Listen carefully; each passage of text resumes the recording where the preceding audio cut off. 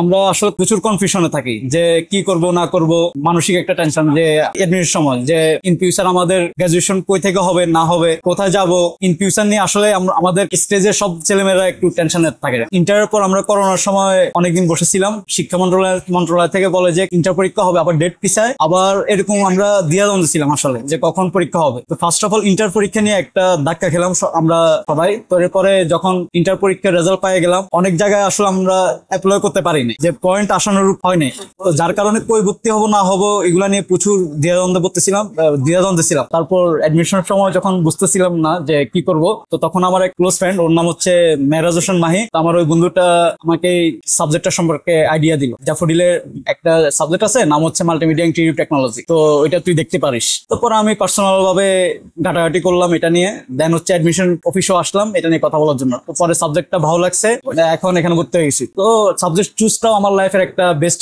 Decision ছিল। First semester আসলে যে সবকিছু মনে হলো যে সুন্দরভাবে যাবে, যে সবকিছু রিল্যাক্সে যাবে। আসলে হ্যাঁ, বড় ভাইরা অনেক বলতো ভার্সিটি নাকি চিল আর চিল, ক্যাম্পাসে এসে দেখি পুরোটা অন্যরকম, যে একাডেমিক প্রেশার, তারপর নতুন মানুষদের সাথে পরিচিত হওয়া, যে এক একজনের মেন্টালিটি একরকম, সবার সাথে নিজের চিন্তা ভাবনা যায় না, খাপ খাওয়া না, ম্যাচ খায় না। এটা একটা সত্যি কথা যে স্কুলের ফ্রেন্ড কিন্তু মোরাল অফ দ্য স্টোরি স্কুলের ফ্রেন্ডই থাকে, আর ভার্সিটির ফ্রেন্ড কিন্তু ভার্সিটির ফ্রেন্ড অন্যরকম একটু ইয়া হয়। অনেকের কাছ থেকে শুনতেছি যে ক্যাম্পাস লাইফটা খুব চিল আর চিল, কিন্তু আসার পরে দেখতেছি যে কিছুদিন পর কুইজ, প্রেজেন্টেশন, মিড এক্সাম, কিছুদিন পর আবার ফাইনাল এক্সাম, মানে দম নেয়ারই সময় নেই। তো পুরা দেখি যে কথাটার সাথে কাজে পুরাই বিপরীত। তো পরে বেসিক্যালি আমি আমার ক্লোজ বন্ধুদের সাথে শেয়ার করলাম, তো ওরা বলতেছে যে দেখ তুই এরকম করলে প্রচুর মারা খাবি বা আগাতে পারবি না, বাস্তবতা কঠিন হলো শিক্ষণীয়। তো পরে ওরা বলছে যে তুই যে কোনো একটা জিনিস নিয়ে লেগে থাক, ইনশাল্লাহ সবকিছু ঠিকঠাক হবে। তো এখন আমি আসলে এই কথাটাই ফলো করার চেষ্টা করতেছি, যে মোরাল অফ দ্য স্টোরি আসলে সব নৌকাতে পা দিয়ে আগানো যায় না, যে কোনো একটা নৌকাতে পা দিয়ে আগানো যায়। তো পরে বন্ধুর কথা শোনার পর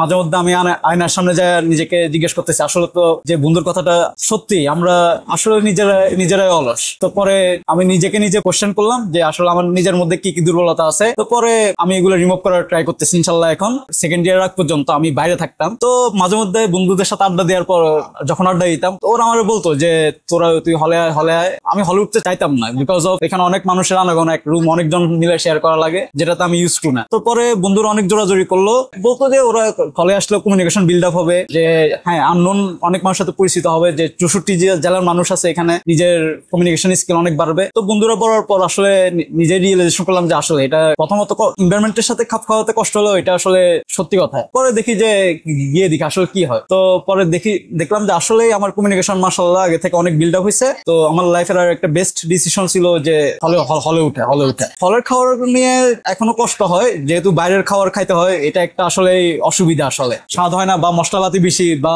ভাজা ফোড়া আইটেম বেশি। তো মোরাল অফ দ্য স্টোরি হচ্ছে কি, তখন আসলে এখন রিয়েলাইজ করি যে বন্ধুরা তখন আসলে ঠিকই বলছিল যে হলে আসলে কমিউনিকেশন বিল্ড আপ হয়। এটা আসলে এখন আমি রিয়েলাইজ করতেছি যে আসলে কমিউনিকেশন স্কিলটা বিল্ড আপ হয়। তো হলে থাকার আরেকটা হ্যাঁ মজার বিষয়, ডিপার্টমেন্টের অনেক ভাই ব্রাদার আছে, যে কোনো স্টার নিয়ে কোনো প্রবলেম হলে সাথে সাথে দৌড়াইয়া বাইরের রুমে যাওয়া যায়, আমরা সিনিয়রদের কাছে যাই, জুনিয়ররা আমাদের কাছে আসে। এই যে একটা কমিউনিকেশন করা দেখানো, এটাও আসলে অনেক একটা বেনিফিট দেয় হলে থাকার। হলে আসার পর আমার ডিপার্টমেন্টের অনেক জুনিয়র যে আমার থেকে অনেক ভালো কাজ করে। তো একজনের নাম হচ্ছে দুর্জয়, আমাদের ডিপার্টমেন্টের ছোট ভাই। তো ফার্স্ট সেমিস্টার থেকে দেখি যে থ্রিডি নিয়ে অনেক কাজ করে। তো এটা দেখেও নিজের মধ্যে এই যে কাজগুলো নিয়ে ইন্সপিরেশন জাগে আর কি। হ্যাঁ, যে ও পারে, আমরা কেন পারবো না, ওরে দেখে আমার নিজের মধ্যে ইন্সপায়ার হয়। তো আমার অলরেডি 1-2টা কোম্পানিতে বিভিন্ন পোস্টারের জন্য আমি কাজ করি, যে ইন্সপায়ার গুলা।